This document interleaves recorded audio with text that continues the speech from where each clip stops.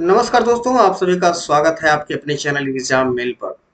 आज की जो वीडियो है वो क्लास 10 से रिलेटेड एक चैप्टर से होने वाली है, जिस चैप्टर का हम हिंदी एक्सप्लेनेशन देखेंगे, साथ ही साथ उसकी जो डिफिकल्ट मीनिंग है उसको भी एक्सप्लोर करेंगे।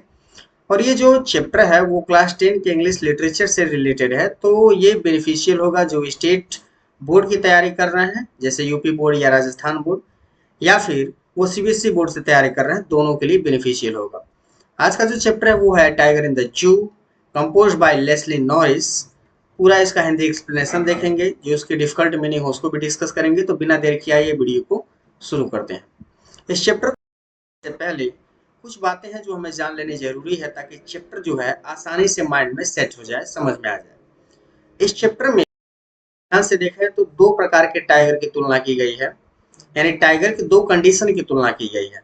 पहला कंडीशन, यदि एक टाइगर जो है वो केज में रहता है, यानी पिंजरे में रहता है, तो उसकी कंडीशन क्या होती है, उसकी मानसिक स्थिति जो है वो क्या होती है। और साथ ही साथ अगर एक टाइगर जंगल में रहता है तो वो किस प्रकार से बिहेव करता है, इन दोनों को अच्छे से बताया गया है। साथ ही साथ पोइट ने यह भी बताने का प्रयास किया है कि जो फ्रीडम है वो सभी के लिए, चाहे वो ह्यूमन बीइंग हो या कोई लिविंग बीइंग हो, सभी के लिए इंपॉर्टेंट है।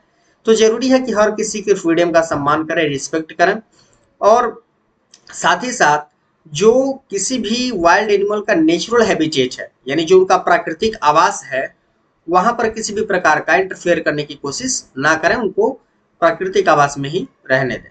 ठीक, तो आइए, आई होप कि आपको ये थीम समझ में आ गया होगा, ये सेंट्रल आइडिया आपको क्लियर हो गया होगा। तो आइए बिना इस वीडियो, तो सबसे पहले जो स्टेंजा है, एक मिनट में जरा एक पेन ले लेता हूँ। ठीक है, सो यहाँ स्टार्ट है, he stalks in his vivid stripes the few steps of his cage on pads of velvet quiet in his quiet raise.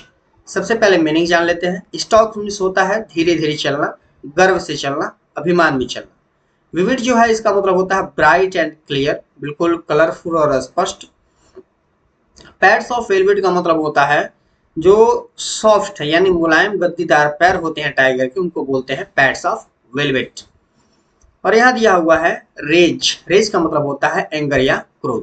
तो आइए, यहाँ लिखा है he stalks in his vivid stripes, यानी वह मीन्स टाइगर स्टार्क्स यानी धीरे धीरे चलता है, घमंड में या गर्व में चलता है। इन हिज विविड स्ट्राइप यानी अपने कलरफुल यानी रंगीन धारियों के साथ, पट्टियों के साथ। स्ट्राइप मीन्स पट्टी, जैसा कि आप टाइगर के बॉडी पर ऐसे देख पा रहे होंगे, तो इस पट्टी को बोलते हैं स्ट्राइप्स। ओके, तो लिखा है कि वह जो है अपने कलरफुल धारियों के साथ अपने पिंजरे में टहलता है। जैसा कि नीचे लिखा है द फ्यू स्टेप यानी कुछ कदम चलता है, ऑफ हिज केज यानी अपने पिंजरे में, यानी वह अपनी धारीदार पट्टियों के साथ अपने पिंजरे में कुछ कदम चलता है।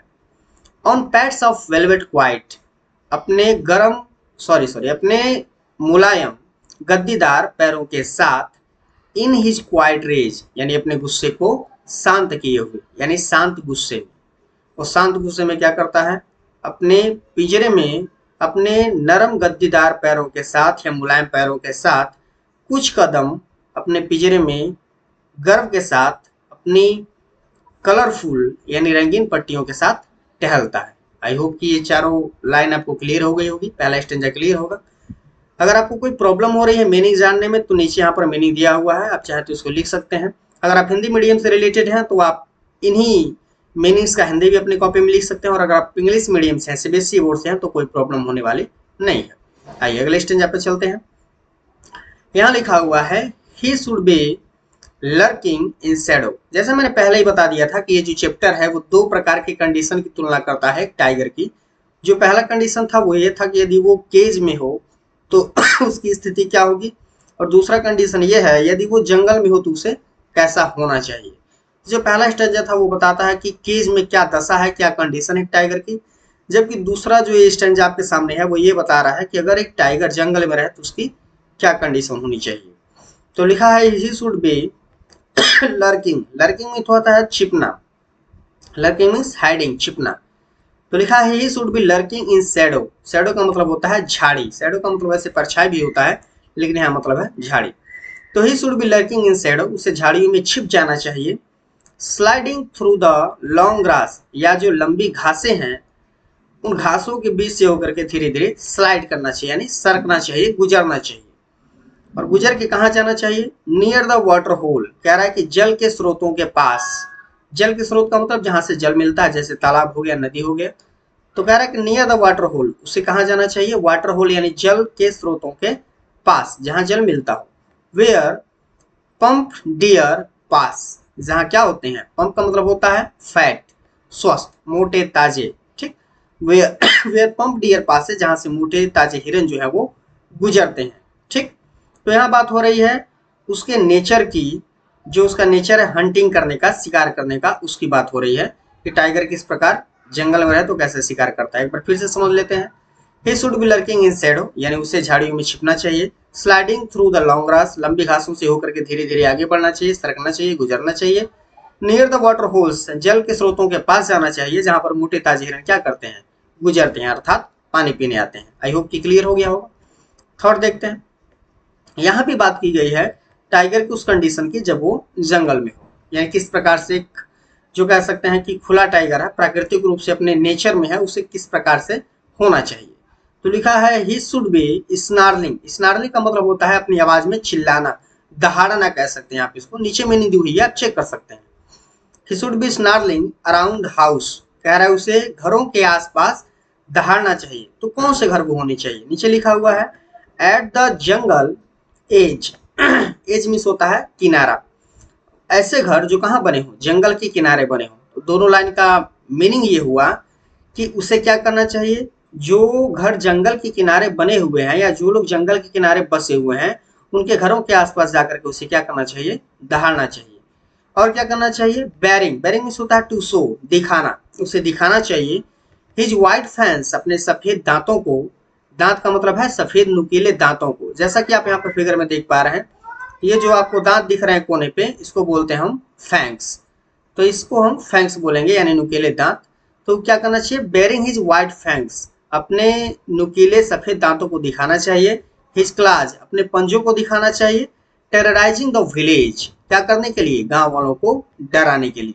ठीक, यानी गांव को डराने के लिए, गांव वालों को डराने के लिए उसे अपने जो व्हाइट फैंक्स हैं, व्हाइट नुकीले दांत हैं, शार्प टीथ हैं, उनको दिखाना चाहिए, पंजों को दिखाना चाहिए।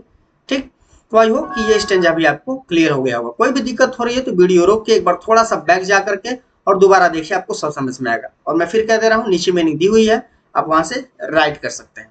आगे बढ़ते हैं। अब यहाँ बता रहा है उस कंडीशन के बारे में जब वो पिंजरे में कैद है तो उसकी क्या कंडीशन है। But he is locked, sorry, he has locked in a concrete cell, his strength behind bars, stacking the length of his cage, ignoring visitors। अब ये कंडीशन बता रहा है कि अगर एक टाइगर जो है वो पिंजरे में है तो क्या कंडीशन है। कह रहा है लेकिन he has locked, वह लॉक किया जा चुका है, यानी कैद हो चुका है। इन अ कॉन्क्रीट सेल, कॉन्क्रीट का मतलब होता है सीमेंट से बने हुए पिंजरे में, वो सीमेंट से बने हुए पिंजरे में कैद हो चुका है। हिज स्ट्रेंथ, उसकी जो शक्ति है, बिहाइंड बार्स, यानी कह सकते हैं कि सलाखों के पीछे या फिर उस जेल के पीछे, उस कैद के पीछे, पिंजरे के पीछे छुप गई है। तो उसकी जो शक्ति है वो पिंजरे के पीछे छुप गई है। Stalking the length of his cage, और वो क्या कर रहा है? उसके केज की जो लंबाई है, जो लेंथ है, वो उसी में क्या कर रहा है? धीरे धीरे टहल रहा है, घूम रहा है। इग्नोरिंग विजिटर्स, इग्नोरिंग का मतलब होता है अनदेखा कर रहा है, ध्यान नहीं दे रहा है। किन पे? विजिटर्स पे। ऐसे लोग जो टाइगर को देखने जू में जाते हैं, तो जो जू का टाइगर है वो पिंजरे में बंद होता है और वो क्या कर रहा है? लोगों को अनदेखा कर रहा है, यानी उन पर ध्यान नहीं दे रहा है, उसे मतलब नहीं है किसी चीज से। आई होप कि ये चीज क्लियर हो गई होगी। इसमें एक ही डिफरेंट मीनिंग है, इग्नोरिंग, नीचे मीनिंग लिखा हुआ निगलेक्टिंग, अनदेखा करना हिंदी में इसको बोलेंगे। ठीक, अब यहाँ पर देख पा रहे हैं लास्ट स्टेंजा है, यहाँ लिखा हुआ he hears the last voice at night, यानी वो सुनता है द लास्ट वॉइस, अंतिम आवाज, एट नाइट, रात्रि में। किस प्रकार की आवाज होती है? द पेट्रोलिंग कार्स, यानी घूमते हुए कारों की।